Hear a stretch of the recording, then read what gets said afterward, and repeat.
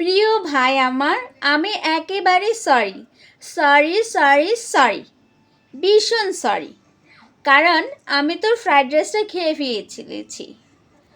আমি খেতাম না। আমি যখন দেখেছি তুই আর রাসেল একসাথে ছবি তুলেছিস, তখন আমি ভেবেই নিয়েছি যে তোরা যেহেতু বাহিরে একসাথে আছিস, তাহলে বাহির থেকে মজার খাবার খেয়েই বাসায় আসবি। কিন্তু আমি ভাবতেই পারিনি তুই যে না খেয়ে আসবি, তাই আমি খেয়ে নিয়েছি। ভীষণ সরি ভাই আমার।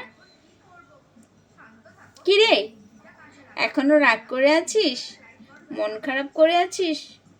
বোন তো তোকে ছাড়া কিচ্ছুই খাই নাই, বাট ফ্রাইড রাইসটা খেয়ে নিয়েছি রে। রাগ করিস না, মন খারাপ করিস না, ঠিক আছে? আরেকদিন তোর জন্য নিয়ে আসবো। দেখ তোর ভাগ্নি আমার সাথে কিরকম করে।